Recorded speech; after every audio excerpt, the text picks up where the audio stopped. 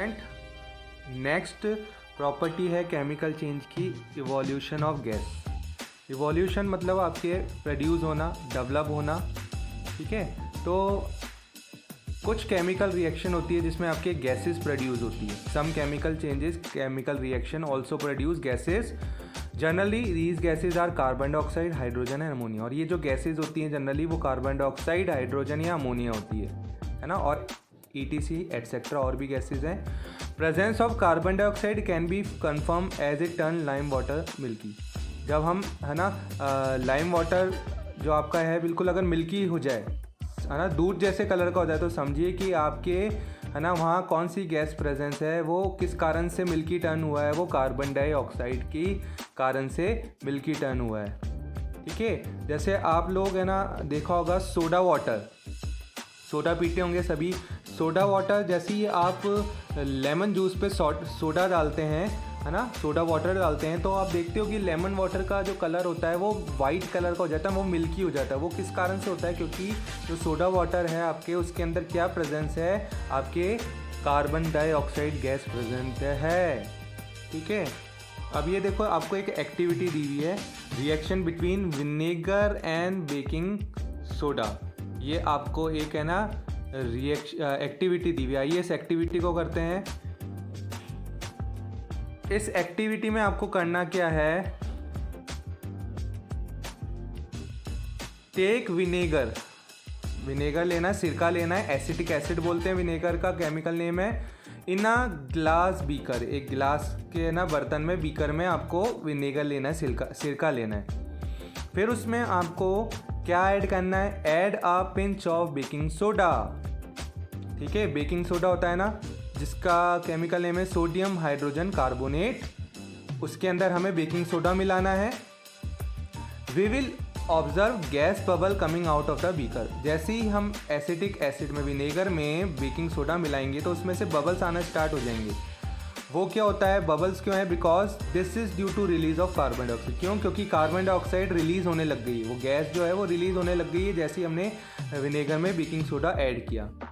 This can be confirmed by making the gas produce pass through freshly prepare lime water. अब देखो जैसे ही आपने baking soda डाला था विनेगर में, कार्बन बबल्स आने स्टार्ट हो गए। अब हमें पता लगाना है क्या ये जो बबल्स है वो कार्बन डाइऑक्साइड के कारण से ही है क्या? तो देखिए यहाँ आप देख रहे हैं, ये आपने पाइप से कनेक्ट किया हुआ है। ये वाला जो बीकर था ना जिसमें बेकिंग सोडा और विनेगर था, है ना, इसमें से जो बबल्स उतरे थे, इसको आपने एक पाइप के थ्रू कनेक्ट कर दिया अदर बीकर से। तो इस बीकर में क्या प्रेजेंट है, आपके लाइम वाटर, ठीक है। क्या प्रेजेंट है बच्चों? लाइम वाटर प्रेजेंट है इसके अंदर, इस बीकर के अंदर। तो जैसे ही आप इस गैस जो यहाँ से बबल्स जो प्रोड्यूस हो रहे थे, ये जो गैस प्रोड्यूस हो रही थी, आपने इस पाइप को कनेक्ट करके लाइम वाटर वाले बीकर में, है ना, ड्रॉप कर रखा है इस पाइप को। तो वो जो गैस यहाँ से इस पाइप के थ्रू होते हुए आएगी इस बीकर के अंदर से, है ना, इस बीकर के अंदर। तो इस बीकर में लाइम वाटर था, तो वो जो लाइम वाटर है ना, कुछ देर बाद कैसा बदल जाएगा, किस कलर में बदल जाएगा? दूध के कलर में बदल जाएगा, वो मिल्की हो जाएगा। क्यों? क्योंकि वो जो गैस थी वो थी आपके कौन सी बेटा? CO2 कार्बन डाइऑक्साइड थी। वो कौन सी गैस थी आपकी? CO2 कार्बन डाइऑक्साइड थी वो आपकी गैस, ठीक है। तो कार्बन डाइऑक्साइड के कारण से, है ना, क्या प्रोड्यूस हो गया? कैल्शियम कार्बोनेट, ठीक है। जब आप लाइम वाटर से कार्बन डाइऑक्साइड को पास कराओगे तो वो मिल्की हो जाएगा। क्यों? क्योंकि फॉर्मेशन किसका हुआ है? आपका कैल्शियम कार्बोनेट का, ओके, जिसका फॉर्मूला होता है CaCO3, calcium carbonate, CaCO3, okay. ये देखिए रिएक्शन शो करी गई है। Carbon dioxide CO2, lime water CaOH2। जब CO2 को आप रिएक्ट करा रहे हो CaOH2 से, तो आपके CaCO3 कैल्शियम कार्बोनेट और वाटर फॉर्म हो रहा है, ठीक है। अब नेक्स्ट प्रॉपर्टी पढ़ते हैं हम। फोर्थ प्रॉपर्टी है formation of precipitate. Formation of precipitate. In some chemical changes, the product forms separate from the solution and form a different mass of layer. कुछ रिएक्शन में, कुछ चेंजेस में आपके क्या होता है, जो प्रोडक्ट फॉर्म होता है वो सॉल्यूशन से बिल्कुल सेपरेट हो जाता है, ओके, और एक डिफरेंट मास ऑफ लेयर वो फॉर्म कर लेता है। और इस तरह के इनसॉल्युबल, मतलब जो घुले नहीं सॉलिड को आप बोलते हैं प्रेसिपिटेट। ठीक है, इसका एग्जांपल है reaction between copper sulphate and hydrogen sulphide. Copper sulphate और हाइड्रोजन सल्फाइड के बीच का रिएक्शन इसका एग्जांपल है।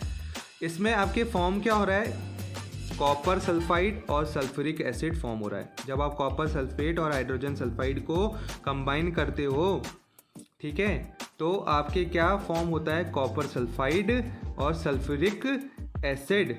ठीक है, the copper sulphide form is given out as a precipitate. और देखिए इसको रिएक्शन से कैसे रिप्रेजेंट करेंगे, ये कॉपर सल्फेट,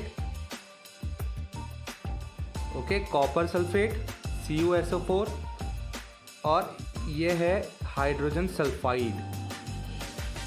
ठीक है, तो जब ये रिएक्ट कर रहे हैं तो प्रोडक्ट क्या बन रहा है, ये प्लस नहीं है, ये प्रोडक्ट बनेगा कॉपर सल्फाइड, एक ब्लैक कलर का प्रेसिपिटेट। ठीक है, ये सॉलिड फॉर्म में, जिसको हम है ना बोलते हैं इनसॉल्युबल सॉलिड, वो प्रेसिपिटेट कहलाता है। तो ये कॉपर सल्फाइड का आपका प्रेसिपिटेट बनेगा और आपको क्या मिलेगा साथ में, सल्फ्यूरिक एसिड H2SO4। ठीक है, ये H2SO4 कहलाता है आपका सल्फ्यूरिक एसिड। ठीक है, और H2S कहलाता है आपका हाइड्रोजन सल्फाइड और CuSO4 कहलाता है कॉपर सल्फेट। ठीक है, और CuS है आपका कॉपर सल्फाइड। ठीक है, तो ये रिएक्शन होके आपके फॉर्म होगा।